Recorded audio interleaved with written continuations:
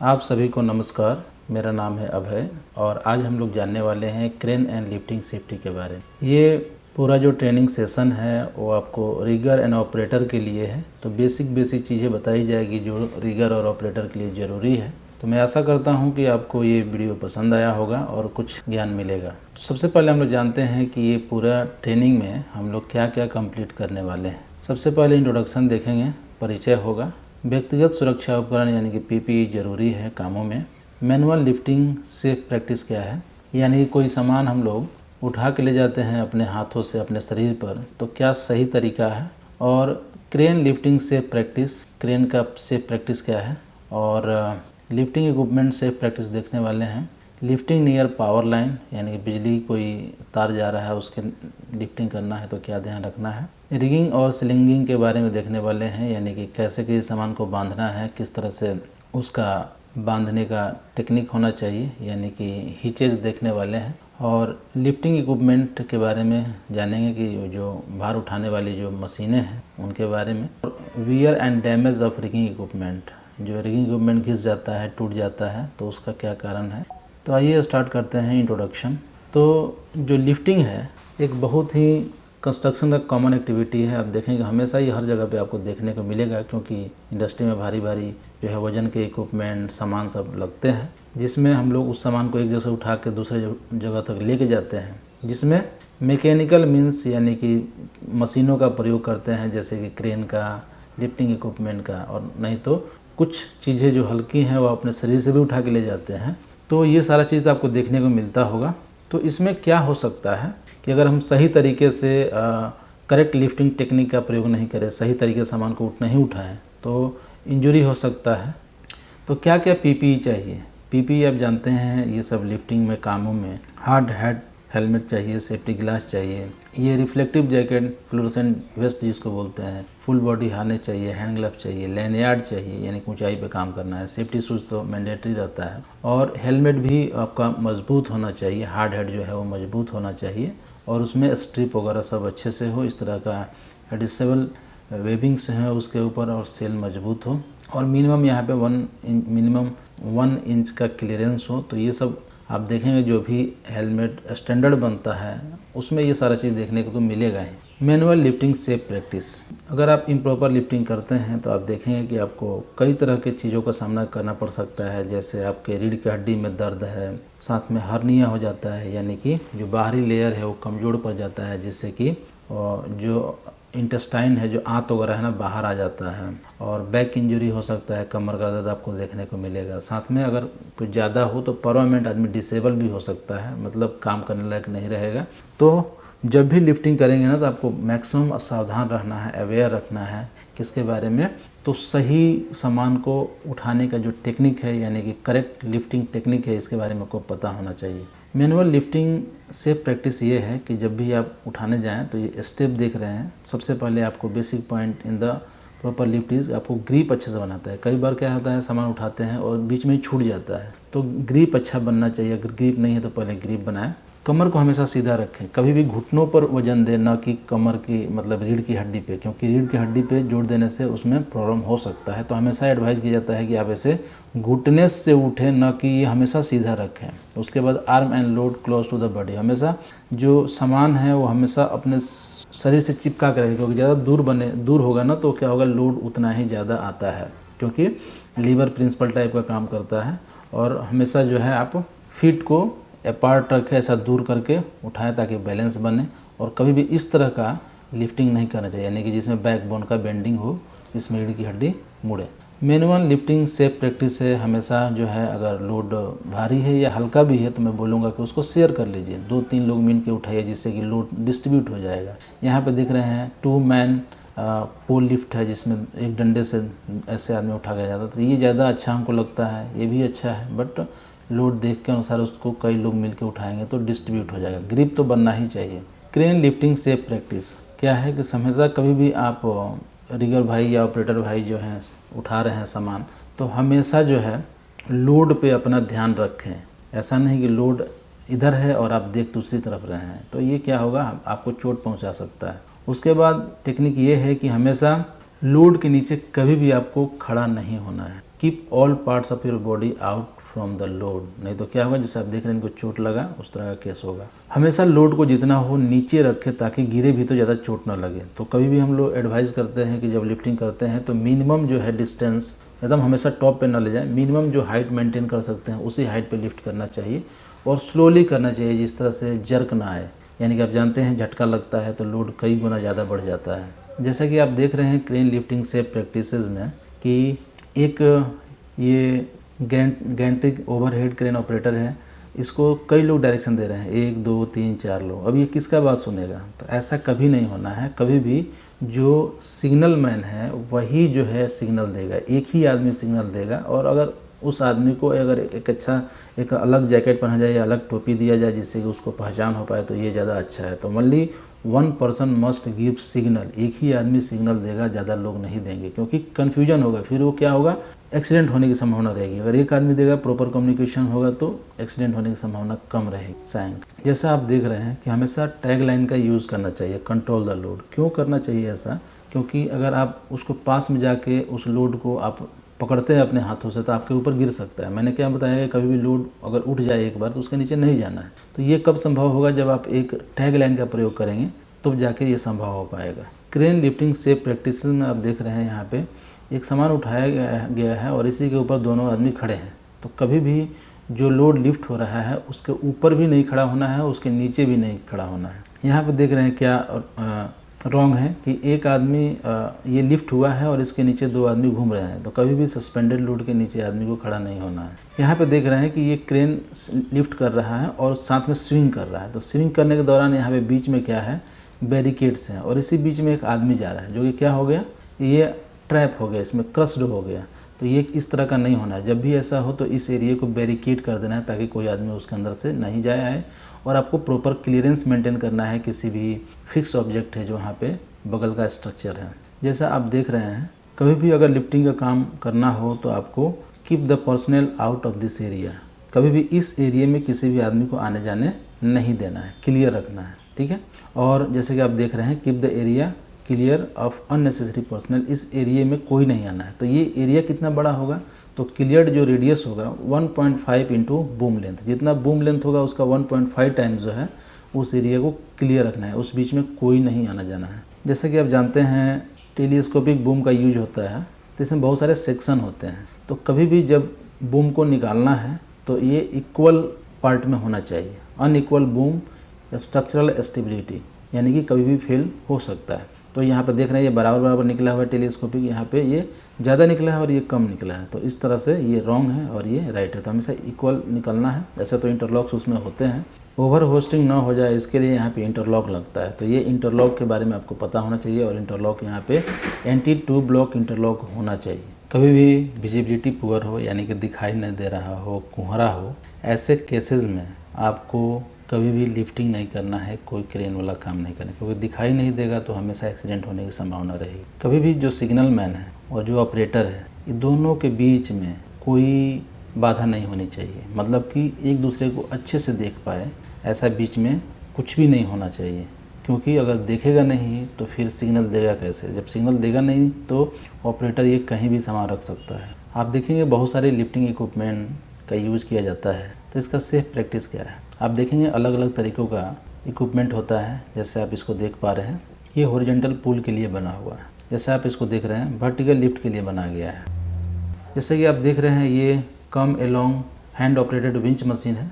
Winch है जिसको इससे हाथ से चलाते हैं और इसको पुलिंग के लिए, लिफ्टिंग के लिए, एज एडजस्टर, तीनों कामों के लिए यूज़ कर सकते हैं। जैसे देख रहे हैं, ये हॉरिजॉन्टल पुल के लिए, वर्टिकल पुल के लिए और एडजस्टर बैलेंसर के लिए, एडजस्टर या बैलेंसर के लिए भी यूज़ कर सकते हैं। ये एक्चुअली शॉर्ट डिस्टेंस के लिए, जितना इसका बड़ा चेन होगा ना उतना ही दूरी तक हम लोग इसको क्या कर सकते हैं, लिफ्ट कर सकते हैं। इसकी कैपेसिटी अप टू 6 टन आता है। आप देखेंगे चेन ब्लॉक जो है ये भी पुलिंग, लिफ्टिंग और एज एडजस्टर यूज़ कर सकते हैं। ये भी शॉर्ट डिस्टेंस के लिए आता है, कैपेसिटी 6 टन है मैक्सिमम, या हो सकता है इसका एज पर मैन्युफैक्चरर बढ़ भी जाए। टर्फर आपने देखा होगा, टर्फर और हैंड ऑपरेटेड विंच मशीन, ये जब मैं रेलवे में था तो इसको काफ़ी यूज़ करते थे वहाँ पे। और ये भी pull and ease of wire rope का यूज़ किया जाता है, पुलिंग के लिए ज़्यादातर यूज़ किया जाता है। जब मैं रेलवे में था तो वहाँ पे कैटनरी कंटेक्ट जो वायर थे बिजली वाले, उसको खींचने के लिए यूज़ कर सकते हैं। इसका बेनिफिट ये है कि इसका जो है लॉन्ग डिस्टेंस के लिए भी यूज किया जा सकता है, यानी कि लंबा वायर होगा इसका, और इसमें शॉर्ट डिस्टेंस के लिए नहीं है, लॉन्ग डिस्टेंस के लिए भी यूज़ कर सकते हैं। बाकी को शॉर्ट डिस्टेंस के लिए था। ये अप टू 10 टन कैपेसिटी तक आता है, तो आप जो चाहें आपके काम के अनुसार चूज कर सकते हैं, और जितना इसकी कैपेसिटी है उतना ही इससे पुलिंग करना है, उससे ज़्यादा नहीं करना है। कई बार आप देखेंगे कि हमें ये सब चीज़ों की आवश्यकता पड़ती है जब किसी लोड को मूव करना है। अगर इस तरह कोई लोड मूव करना हो तो मिनिमम जो इसमें रोलर जो है ना 3 लगे होने चाहिए, और ये जो है प्लेन होना चाहिए। जो स्किड है हमेशा एक प्लेन होना चाहिए, और इस 3 पीस मिनिमम इसका ये होना चाहिए, क्योंकि 2 रहेगा तो क्या होगा, ये आगे जाएगा तो नीचे एक जैसे ही रोलर निकलेगा तो ये लोड जो है डिसबैलेंस हो जाएगा। और 3 से 4 इंच का साइड में क्लियरेंस रखना चाहिए जिससे वो टकराए नहीं। अगर वो कभी कभी क्या है कि हमको बैलेंस करना पड़ता है, मतलब थोड़ा सा अलाइनमेंट करना पड़ता है, तो वहाँ पे सीजल इंड का यूज़ करते हैं, टेपर इंड का यूज़ करते हैं, तो इसको आपको इस तरीके से यूज़ कर सकते हैं। Hook to attach sling, master link, cycle, CTC, इस तरह का कभी भी आपको बहुत सारे मल्टीपल सीलिंग हुक में अटैच करने हो तो डी साइकिल का प्रयोग करना है। और इसका जो थ्रेडेड पार्ट है ये ऊपर होना चाहिए, जो बोल्ट पार्ट है ऊपर आना चाहिए। वायर रोप क्लिप का यूज़ करना चाहिए जब सीलिंग को इस तरीके से हम कर रहे हैं, और इसका भी प्रैक्टिस है कि जो लाइव इंड है उसके तरफ बोल्ट होना चाहिए। अगर आप किसी पावर लाइन के नज़दीक लिफ्टिंग कर रहे हैं तो आपको ये ध्यान देना है कि जो पावर लाइन है वो तो या तो पावर सप्लाई बंद हो, नहीं तो आपको प्रॉपर डिस्टेंस मेंटेन करना है उससे। जितना वोल्टेज होगा उतना ज़्यादा दूरी मेंटेन करना है, क्योंकि वोल्टेज कम हुआ तो आप थोड़ा नज़दीक भी जा सकते हैं, और वोल्टेज ज़्यादा हो तो आपको ज़्यादा डिस्टेंस मेंटेन करना है। जैसे मैं आपको अगले पिक्चर में दिखाता हूँ। ये आप एक यहाँ पे लिफ्टिंग कर रहे हैं, और यहाँ पे एक इलेक्ट्रिक लाइन है, पावर लाइन है, अप टू 250 किलो वोल्ट आपको 20 फीट की दूरी मेंटेन करना है, और 250 किलो वोल्ट से ज़्यादा हो तो 25 फीट से आपको ज़्यादा की दूरी 25, अगर वोल्टेज 250 किलो वोल्ट हो से ज़्यादा हो तो आपको 25 फीट की डिस्टेंस मेंटेन करनी चाहिए। तो हमेशा अपने इंजीनियर से बात करें कितना वोल्टेज है पता करें, और उसी के अनुसार सेफ डिस्टेंस मेंटेन करें। नहीं तो क्या होता है ना कि इलेक्ट्रिक जो है अब नज़दीक में जाएंगे तो जंप करता है। जैसे आप देख रहे हैं ना, ये रेडियस के अंदर जाएंगे ना तो इलेक्ट्रिसिटी जंप करेगा इसके ऊपर, जिससे कि पूरे क्रेन में पावर आ जाएगा। जैसा कि आप देख रहे हैं ये रिगिंग और स्लिंगिंग टेक्निक है। तो अगर आपको रिगिंग एंड स्लिंगिंग करना है तो ये सारे तरीके हैं। एक ही सामान को हम कई तरीके से बांध सकते हैं। स्लिंगिंग मतलब कि सीलिंग को बांधने का तरीका, जैसे आप देख रहे हैं ये अलग तरीके से बांधा गया है, ये अलग तरीके से है, थोड़ा थोड़ा अलग अलग तरीका है ना। तो आप देखिए इसको जो है हम लोग चोकर हिच बोलते हैं। तो यहाँ पे देख रहे हैं कि कुछ कंसंट्रेटेड लोड है, कभी भी आपको इसके ऊपर फोर्स नहीं करना चाहिए, नहीं तो इस तरह पॉइंट लोड आएगा तो इसके सीलिंग के ऊपर ज़्यादा पॉइंटेड लोड होगा। कभी इसके ऊपर इस तरह से मारना नहीं चाहिए, नहीं तो ये लोकलाइज स्ट्रेस इसके ऊपर आता है। तो ये आप देख रहे हैं ये अच्छा नहीं है और ये अच्छा है, क्योंकि इसमें लोकलाइज लोड नहीं है, मतलब कि ये यहाँ पे एंगल ज़्यादा मेंटेन, यहाँ पे इस पे जो है पॉइंटेड लोड नहीं आ रहा है, जबकि यहाँ पे देखिए शार्प बेंड है तो पॉइंटेड लोड आ रहा है। आप इसको देखिए डबल सीलिंग का यूज़ किया गया है। तो 60 डिग्री का जो एंगल है वो मोस्ट रिकमेंडेड है, 40 degree minimum, 90 degree maximum 90 degree से एक्स्ट्रा नहीं जाना है। ये जो है आप देख रहे हैं 60 डिग्री लिफ्टिंग एंगल है इसके बीच में, ये बहुत अच्छा है। तो ये कब होगा, जब ये आप दोनों सीलिंग को 60 फीट दूरी पर बांधेंगे, मतलब ये सब इक्वल हो, L, S और ये, क्योंकि तीनों ये ट्रेंगल बन रहा है, त्रिभुज बन रहा है, तीनों का जब बराबर होगा ना तो एंगल जो है 60 डिग्री बनेगा। तो ये ज़्यादा बेहतर है, और मैक्सिमम 90 तक जा सकते हैं, इससे ज़्यादा नहीं जा सकते, बट ये 60 ज़्यादा सेफ है। कभी भी अगर आपको लिफ्टिंग करना है तो जो लोड का पार्ट, उसके जितने भी रिगिंग इक्विपमेंट होंगे वो सब लोड में ही आएंगे। ऐसा नहीं कि आप समझना ये पाइप ही हमारा केवल लोड है, हम इतना ही वजन उठा रहे हैं, क्योंकि इसके साथ आप एक्स्ट्रा रिगिंग इक्विपमेंट यूज़ कर रहे हो, अटैचमेंट सब ये सब यूज़ कर रहे हो, तो इसका भी वजन उसके अंदर ही आएगा, उसका भी वजन उसमें ही जोड़ना है। तो ये आप देख रहे हैं पाइप को उठाने के लिए लिफ्टिंग बीम या स्प्रेडर बीम का प्रयोग किया गया है, ताकि इसका जो वेट है वो डिस्ट्रीब्यूट हो सके सभी पॉइंटों पे, अदर पॉइंटों पे। तो ये सुरक्षित उठाने का एक तरीका है, बट जितने भी ये सब होंगे ना सबको वेट में ही काउंट करना है, लोड में ही काउंट करना है। ये अब देखिए एक ही सामान को अलग अलग तरीके से बांधा गया है। जैसे आप इसको देख रहे हैं ना, इसको बोलते हैं single basket hitch with inclined legs. Inclined है मतलब थोड़ा सा टेपर है, आप देख रहे हैं ना, यहाँ पे आप देख रहे हैं सिंगल बास्केट हिच, लेकिन एकदम सीधा है ना। ये देखिए इसको बोलते हैं सिंगल चोकर हिच, मतलब एक बार केवल लपेटा गया है ना। सिंगल वर्टिकल हिच और स्ट्रेट पुल, इसको बोलते हैं स्ट्रेट पुल। वर्टिकल मतलब एकदम सीधा सीधा उठाया जा रहा है। तो अलग अलग में अलग अलग कैपेसिटी होती है। तो ये अगला पिक्चर में देखिए, इसमें चूंकि इसको डबल बार घुमाया गया है, इसको बोलते हैं डबल चोकर हिच, है ना। इसको डबल इसलिए करते हैं ताकि थोड़ी सी पकड़ बने, खासकर जब इस तरह का लूज मटेरियल उठाना हो जो गिर सकता है, तो इसके लिए हम लोग single double wrap basket hitch इसको बोलते हैं। और इसको आप देख रहे हैं कि single double wrap basket hitch, खासकर पाइप वगैरह को उठाना हो, कोई लकड़ी उठाना हो, तो इस तरह से रैप नहीं करेंगे ना, तो क्या होगा, उठाएंगे तो अगर बास्केट हिच के जैसा उठाते हैं तो गिर जाता है। आप देख रहे हैं, इसको बोलते हैं हम लोग डबल बास्केट हिच और ए पेयर ऑफ बास्केट हिच। देखिए बास्केट हिच तो है लेकिन डबल है, दो है ना। यहाँ पे आप देखिए a pair of double wrap hitch और 2 डबल रैप चोकर हिच, है ना, इसका नाम है। इसको डबल चोकर हिच और ए पेयर ऑफ चोकर हिच इसका नाम है, क्योंकि अब चोकर और बास्केट में आपने समझ आ गया होगा अंतर। इसको आप देखिए, इसमें 3 लेग्स हैं, 1 2 3, तो 3 लेग ब्रिडल हिच बोलते हैं। इसको क्या बोलते हैं, ब्रिडल हिच। तो ये 3 लेग ब्रिडल हिच है और ये 2 लेग ब्रिडल हिच है, ये 4 लेग है। तो जितना आप सीलिंग लगेगा उसके अनुसार लेग उसके हो जाएंगे। तो आप जैसा बांधते हैं उसके अनुसार इसका नाम अलग अलग होता है।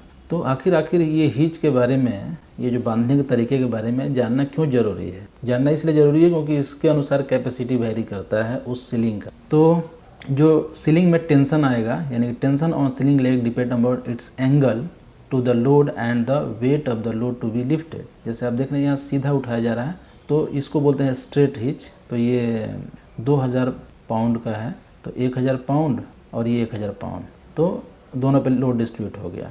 यही देख रहे हैं 2000 पाउंड है, बट इस पर सीलिंग जो है एंगल में लगा हुआ है, तो इस पर लोड जो टेंशन आ रहा है वो आपका 1414 और 1414 आ रहा है। यानी कि सेम चीज़ को उठाने के लिए बट एंगल बढ़ रहा है तो उसके ऊपर लोड भी ज़्यादा आ रहा है। आप देखिए ये 2000 पाउंड का एक कोई सामान है और इसके एंगल बढ़ गए, तो अभी इसका लोड आप देखिए कितना आ रहा है, 11,470। समझ रहे हैं ना, मतलब इससे आप देख रहे हैं 5 गुना से ज़्यादा। तो एंगल बढ़ने से उस पर लोड ज़्यादा आता है। आप देखिए 120 डिग्री है, तो सेम सीलिंग यूज़ कर रहे हैं बट एंगल चेंज है, तो आप सेम लोड दोनों पे आ रहा है। यानी कि 2000 पाउंड इस पे और 2000 पाउंड इस पे, यानी 4000 पाउंड हो गया। सेम देखिए एंगल बढ़ने से क्या इफेक्ट आया। तो जैसे आप देख रहे हैं 1 टन का अगर कोई सामान उठाया जा रहा है और 2 सीलिंग लगे हुए हैं, 2 लेग्स हैं इसमें, तो देखिए लोड जैसे से एंगल बढ़ रहा है वैसे वैसे उस सीलिंग पे लोड भी बढ़ते जा रहा है। तो इसीलिए किसी भी रिगर को ये जानना ज़रूरी है कि अगर हम ब्रिडल हिच यूज़ कर रहे हैं 2 लेग्स का, तो उसके बीच के जो एंगल बन रहा है उसके ऊपर डिपेंड करता है कि उस सीलिंग पे कितना लोड आ रहा है। क्योंकि अगर उसके दिमाग में हो कि 1 टन का सीलिंग है तो 1 टन उठाएगा ही उठाएगा, बट इस केसेस में देख रहे हैं कि उस पर ज़्यादा लोड आएगा तो वो टूट सकता है पहले भी। जैसा कि आप देख रहे हैं इस दोनों में क्या रॉन्ग एंड राइट है। कभी भी न कि इस तरह कभी रैप नहीं करना चाहिए। कभी भी आपको इस तरह का आई बोल्ट पर इस तरह का चोकर का प्रयोग नहीं करना चाहिए, क्योंकि टेंशन इधर भी है, टेंशन इधर भी है और इस तरह का भी टेंशन आता है। तो ये रॉन्ग प्रैक्टिस है, ये भी रॉन्ग प्रैक्टिस है। देख रहे हैं डी सेकल का जो बोल्ट है वो इधर है और ये रस्सी अगर चलेगा तो ये पूरा बोल्ट खुल के निकल जाएगा, तो क्या होगा, लोड जो है वो गिर सकता है। तो ये दोनों आप देख रहे हैं रॉन्ग प्रैक्टिस है। आप देख रहे हैं करेक्ट क्या है, तो कभी बोल्ट साइड यूज़ करना है, जो बोल्ट है वो हुक की तरफ यूज़ करना है, जैसा कि आप देख पा रहे हैं। कभी भी आपको साइकिल का प्रयोग करना है अगर 2 या 2 से ज़्यादा रोप का यूज किया जा रहा है तो हमेशा आई बोल्ट में साइकिल का प्रयोग करें। कभी भी अगर आप सीलिंग का प्रयोग करते हैं तो उसमें आपको सॉफ्टनर लगाना बहुत ही ज़रूरी है। क्यों? ताकि आपका जो कॉर्नर है, शार्प कॉर्नर है, बहुत नुकीला किनारा है, उससे वो कटे नहीं। इससे क्या होगा कि वो सीलिंग बहुत लंबा चलेगा और उसको कटने का, डैमेज होने का डर भी नहीं रहेगा और उस पर कंसंट्रेटेड लोड नहीं आएगा तो टूटेगा भी नहीं जल्दी। तो हमेशा आपको पैड का या उसी को सॉफ्टनर भी बोलते हैं, दोनों का या एक ही चीज़ का 2 नाम है, तो उसका यूज़ करना है। तो ये सॉफ्टनर कई तरह के हो सकते हैं, जैसे आप देख रहे हैं ये लकड़ी का भी हो सकता है, और नहीं तो हम लोग जो आई सेक्शन का बीम उठाते हैं उसके लिए पाइप को काट के इस तरीके से बना देते हैं जिससे कि ये किनारा एकदम गोला हो जाए, जिससे कि ये सीलिंग पे कंसंट्रेटेड लोड ना आए। जैसे कि आप देख रहे हैं यहाँ पे एक पाइप को ऐसे काट के बनाया गया है और यहाँ पे लगा रहे हैं तो एक रेडियस मिल जा रहा है। तो कॉन्टैक्ट रेडियस जो है मस्ट बी इक्वल टू 1 रोप ले।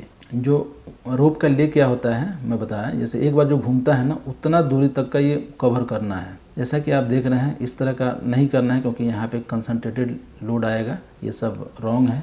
तो सीवियर बेंडिंग इज़ प्रोड्यूस्ड, यहाँ पे हो रहा है बेंडिंग, यहाँ पे देख रहे हैं ये सीवियर बेंडिंग हो रहा है, यहाँ भी सीवियर बेंडिंग हो रहा है। तो do not permit bending near the splice और अटैच्ड फिटिंग। जैसा आप देख रहे हैं कभी भी सामान को अगर उठाना है तो आपको जो सेंटर ऑफ ग्रेविटी है हमेशा नीचे रहना है, ना कि ऊपर रहना है हुक से। क्यों? देखो हुक यहाँ है और सेंटर ऑफ ग्रेविटी यहाँ है। सेंटर ऑफ ग्रेविटी कैसे निकालते हैं? जैसे कि अगर एक आप जानते हैं पेन है, पेन को अगर हम उठाएंगे तो उसका सेंटर कहाँ होता है? बीच में होता है, वहीं से बैलेंस होता है ना।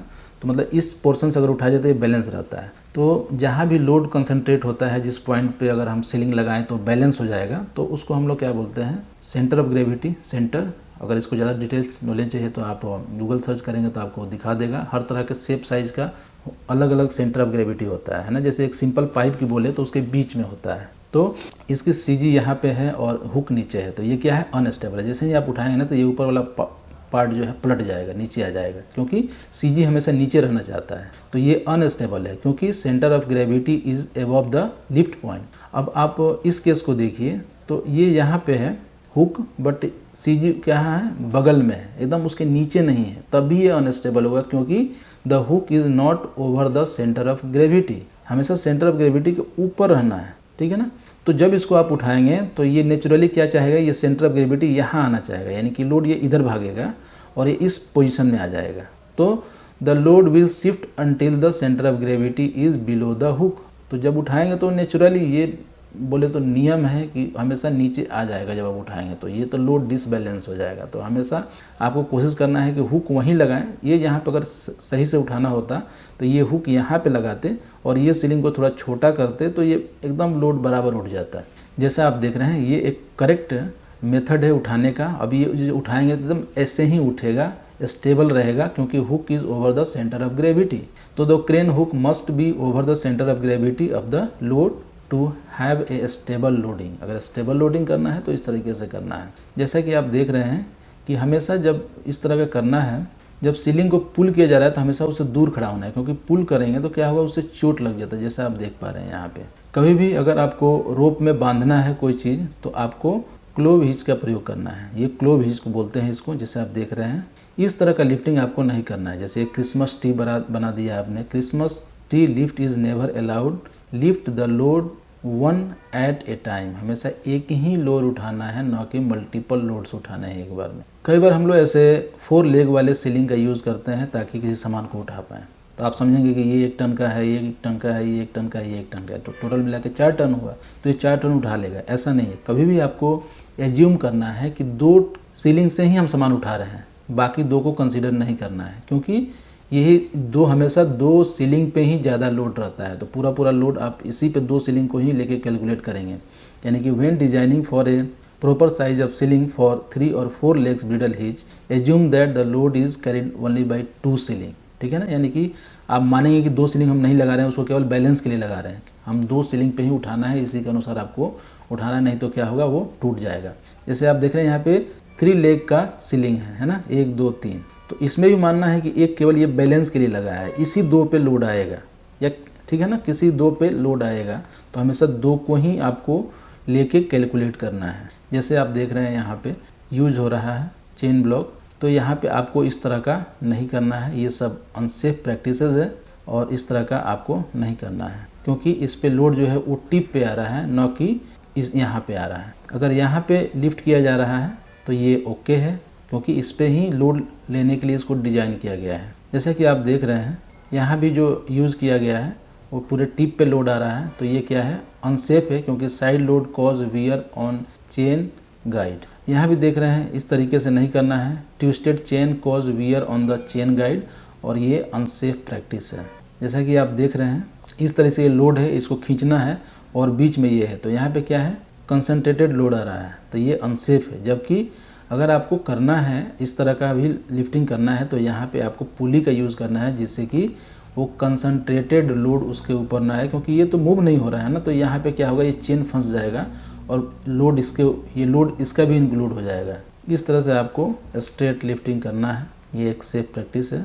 जैसे आप देख रहे हैं, अगर आपको इस तरह से सीलिंग में आई बनाना हो तो इसके बनाने का तरीका होता है, बीच वाले को कोर बोलते हैं, है ना। कोर कई तरह का आता है, इसको वायर बोलते हैं और इसको हम लोग स्ट्रैंड बोलते हैं और सेंटर ऑफ द स्ट्रैंड ये है। तो अगर आपको इस तरह से सीलिंग में आई डालना हो तो ये जो आप क्लिप लगाएंगे, जो you bolt of the clip जो लगाएंगे, ये आपको इसका जो डायमीटर होगा वो 6 इंटू डाया होगा, उतने दूरी पे आपको ये क्लिप को लगाने हैं। और कितना ये क्लिप चाहिए, जो यू बोल्ट कितना चाहिए, ये आपको चाहिए डाया इंटू 3+1। और इसका जो बोल्ट है हमेशा रनिंग लाइन के साइड होना है, लाइव इंड के साइड होना है। जो आपका फ्री इंड है या डेड इंड है उधर नहीं रहना है। इसको हम लोग थिम्बल बोलते हैं, इसको हम लोग लिंक बोलते हैं, इसको हम लोग सेफ्टी लैच बोलते हैं, इसको वायर रोप क्लिप्स बोलते हैं। लिफ्टिंग इक्विपमेंट ये सारा यूज होता है। जैसे आप देख रहे हैं पुली है, ये आप देख रहे हैं कम एलोंग है, ये आप अलग अलग तरह के पुली हैं, चेन ब्लॉक है, हुक है और टर्न बकल है। लिफ्टिंग इक्विपमेंट में ये स्टैंडर्ड आई बोल्ट आते हैं, standard I bolt with link आता है, चेन सीलिंग है, बो साइकिल है, ये डी साइकिल है, बो जैसा बना है, धनुष के जैसा, इसलिए डी साइकिल, इसको बो साइकिल बोलते हैं। और ये डी शेप का है इसलिए डी साइकिल बोलते हैं। दोनों का काम लगभग एक ही जैसा है। Hook with racker type safety latch बोलते हैं इसको, ये सी हुक है। जैसे आप देख रहे हैं इसको टर्फर हैंड ऑपरेटेड विंच बोलते हैं, मैंने बता दिया इसका कहाँ यूज़ करते हैं। रोलर का यूज़ करते हैं ताकि इसको थोड़ा मूव किया जा सकते हैं। प्लेट क्लैंप आप जानते हैं, ये सब वर्टिकल प्लेट, वर्टिकल चापा इसको बोलते हैं या प्लेट क्लैंप भी बोलते हैं। बीम क्लैंप है, बीम में आई सेक्शन वाले में लगा देते हैं। डॉली है, पिंच बार है, स्किड है मूवमेंट करने के लिए। वुडन ब्लॉक का यूज़ करते हैं। टर्न बकल के अलग अलग इन फिटिंग होते हैं, जैसे कई टर्न बकल में आई होता है, क्लेविस होता है, स्टब होता है, हुक होता है, स्क्रू जैक है, ये हाइड्रोलिक जैक है, स्टेप जे जैक है। वेजेस का यूज़ करते हैं ताकि थोड़ा लोड को ऊपर उठाया जा सके। ये सब रिगर का ही टूल्स है। इस यहाँ पे जो लगाते हैं इसको हम लोग फेरूल बोलते हैं। और ये आप देख रहे हैं कि इंडलेस है, तो इस तरह का फेरूल एल्युमिनियम वाला यूज़ नहीं करना चाहिए, स्टील फेरूल का ही यूज़ करना चाहिए जिसके ऊपर सारी मार्किंग वगैरह हो, ज़्यादा मजबूत होता है। कभी भी वायर को काटना हो तो इस तरह से बांध के काटना चाहिए। जैसा कि आप देख रहे हैं ये अलग अलग तरह के ओपन सॉकेट है, बेस्केट है, 6x19 means ferrule, 6 standard with 19 wire पर स्टैंडर्ड, इसका स्पेसिफिकेशन बता रहा है। क्लोज्ड सॉकेट है, ये देख रहे हैं लिफ्टिंग के लिए जो वर्टिकल चापा है, हॉरिजॉन्टल चापा है, इसको हम लोग प्लेट क्लैंप बोलते हैं। हॉरिजॉन्टल और वर्टिकल दो तरह का आता है। टू लिफ्ट प्लेट को उठाने के लिए। बीम क्लैंप है ताकि temporary overhead support straight lift मिल सके। आई सेक्शन में बांधकर सामान को उठाने के लिए यूज़ करते हैं। आप देख रहे हैं ये सब जैक्स हैं, जैसे हाइड्रोलिक जैक है जिसमें लोड को रेज या लोअर करते हैं। स्टेप जैक है, raise up to 24 ton. Screw jack है, रेज अप टू 24 टन। कभी भी अगर कोई सीलिंग हो तो उसमें अगर 10 रेंडमली डिस्ट्रीब्यूटेड ब्रोकन वायर हो, उसकी वायर 10 टूट गई हो, इन 1 रोप ले, और 5 ब्रोकन वायर इन 1 स्ट्रैंड इन 1 रोप ले, तो हमको उसको हटा देना चाहिए।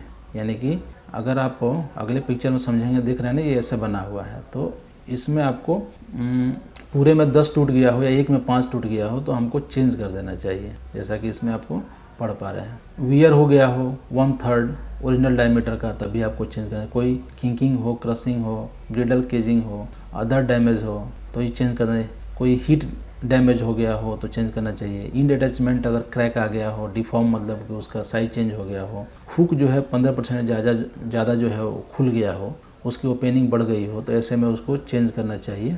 या ट्विस्ट हो गया हो 10 डिग्री, जो हुक है ना वो 10 डिग्री घूम गया हो, तब भी चेंज कर देना चाहिए। कोरोजन ऑफ रोप और इंड अटैचमेंट हो गया हो, जंग लग गया हो, तब भी उसको चेंज करना चाहिए। जैसे आप इस पिक्चर में देखेंगे तो क्लियर हो जाएगा। इस पर SWL स्टम्प होना चाहिए, कितना कैपेसिटी हो सकता है। देख रहे हैं ब्रोकन वायर है, ये देख रहे हैं किंक हो गया है, इसको बोलते हैं ये घिस गया है 1/3 और मोर। यहाँ पे देख रहे हैं ये घिस गया है। कैसे घिसा है? क्योंकि एक साइड से घिस गया यूज़ करते करते, इसका डायमीटर कम हो गया है। देख रहे हैं ना, इसको बोलते हैं ब्रिडल केजिंग हो गया हो, उभर गया हो पूरा, एक्सेसिव वियर हो गया हो। जैसे आप देख रहे हैं सेफ बेल्ट सीलिंग में सेफ SWL टैग लगाना चाहिए, कितना टन उठाएगा।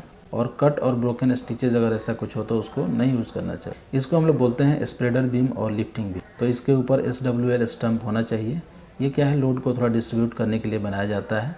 और इसमें आई डिस्टोर्शन अगर हो गया हो तब भी आई मतलब जो इसकी है ये बढ़ गया हो, ये देख रहे हैं इस तरह का बेंड हो गया हो, रैप्ड बीम हो गया हो, तो इसको नहीं यूज़ करना चाहिए। अगर चेन की बात करें तो इस तरह का कोई ब्रोकन वेल्डेड हो या एक्सेसिव वेयर हो गया, देख रहे हैं कैसे टेढ़ा हो गया है, क्रैक आ गया है, तो इस तरह के चेन सीलिंग को यूज़ नहीं करना चाहिए। और जो रोलर है जिसके ऊपर सामान को हम लोग लेके जाते हैं, तो इसमें अगर कुछ क्रैक हो, चिपलिंग हो गया हो तो इसका यूज़ नहीं करना चाहिए। बेंड हो गया हो तो यूज़ नहीं करना चाहिए।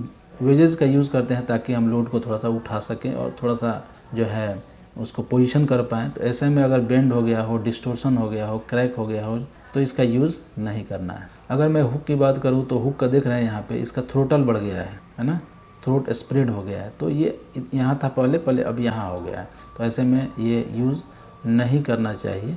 और SWL जो है आप देख रहे हैं इसके ऊपर मार्क होना चाहिए, अगर नहीं है तो यूज़ नहीं करना चाहिए।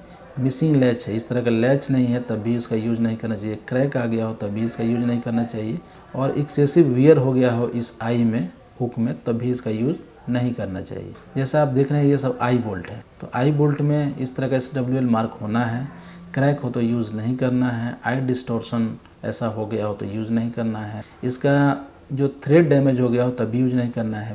बेंड सैंक हो गया हो तब भी यूज़ नहीं करना है। अगर मैं बात करूं, ये वायर रोप क्लिप है और थ्रेड इसका डैमेज हो गया है तो यूज़ नहीं करना है। यहाँ पे जो साइकिल है इसका पिन का जो थ्रेड है वो डैमेज हो गया है। यहाँ पे देखिए कोरोजन लग गया है। रॉन्ग पिन, ये बेंड है या इसका जो है डायमीटर कम हो गया है। और जो पिंच बार है उसमें भी बेंड बॉडी है या क्रैक एंड चिपिंग है तो इसका यूज़ नहीं करना है। अगर हाइड्रोलिक जैक है तो उसमें अगर ये बेंड हो गया हो इसका रैम तो इसका यूज़ नहीं करना है। लूज बोल्ट और रिवीट हो उसका यूज़ नहीं करना है। उसका जो लीवर अराउंड द रैम है अगर ओवरलोडेड और एक्सेसिव ऑन सील्ड हो तभी उसका यूज, इसका लीकेज हो है ना, तभी उसका इस तरह का बॉडी का इस तरह का लीकेज हो, क्रैक हो तभी यूज नहीं करना है। और लोड कैप जो है यहाँ पे डैमेज दिख रहा है उस तभी यूज़ नहीं करना है। स्टैटिक लाइन क्या होता है, हम उसको लाइफ लाइन बोलते हैं। कभी भी रिगर जब ऊपर चढ़ता है तो उसको एक एंकर पॉइंट चाहिए, तो उसके लिए वो क्या करता है, लाइफ लाइन का या स्टैटिक लाइन का प्रयोग करता है। तो जहाँ पे बांधते हैं उसको एंकर पॉइंट बोलते हैं और इसके बीच में स्टैटिक लाइन बांधते हैं। तो ये लाइन कम से कम जो है पर पर्सन 5000 पाउंड सपोर्ट करना है। 5000 पाउंड बोलने का मतलब हो गया लगभग आपका 2300-2400 किलो, यानी कि 2.3 टन इतना कैपेसिटी उसका होना चाहिए एक आदमी के लिए। तो ये ध्यान देना है। और जो एंकर पॉइंट है वो भी इतना मजबूत होना चाहिए कि इतना वजन ले पाए। जैसा कि आप देख रहे हैं 5000 पाउंड मिनिमम फोर्स लेना है। अगर हम लोग टर्न बकल का यूज़ करते हैं स्टैटिक लाइन में, लाइफ लाइन में एडजस्ट करने के लिए, तो ये भी उतना ही मजबूत होना है। और जब इस तरह का रैप करना है सीलिंग को तो इसके बीच में जो है सॉफ्टनेर का प्रयोग करना है, पैड का प्रयोग करना है जिससे वो कटे नहीं। और वहाँ पे आपको डबल रैप और stable stopper immediately below the rope pair of beam clamp use करना है। तो इस वीडियो में हम लोग क्या क्या सीखा, तो आपको कभी भी लिफ्टिंग करने से पहले ये सारा काम करना है, यानी कि एसेस द लिफ्टिंग टास्क। आपको लिफ्टिंग टास्क को आंकना है कि कैसे इसके रिस्क को कम किया जा सके जो कि आपके कामों में है। कभी भी आपको मैनुअल लिफ्टिंग का यूज़ नहीं करना है, कोशिश करना है कि नहीं करें। और जहाँ भी ज़रूरी हो आपको मैकेनिकल लिफ्ट का प्रयोग करना है। जहाँ भी आपको रिस्क आइडेंटिफाई हो रहा है तो उसको कंट्रोल मेजर इम्प्लीमेंट करके मिटिगेट करें। ध्यान दें कि हमेशा लोड का वेट मालूम हो, लोकेशन ऑफ लिफ्टिंग एरिया मालूम हो, इक्विपमेंट क्या यूज़ करना है, साथ में जो भी पर्सनल उसमें लिफ्टिंग कर रहे हैं वो कॉम्पिटेंट हो। आई होप जो है आपको crane and lifting safety for rigger and operator का वीडियो पसंद आया हो। अगर आप हमारे चैनल पर नए हैं सब्सक्राइब करिए, अपने दोस्तों के साथ शेयर करिए जिससे उनका भी नॉलेज बढ़े। तो मिलते हैं अगले ऐसे ही वीडियो में, तब तक अपना ध्यान रखिए। Take care, bye bye.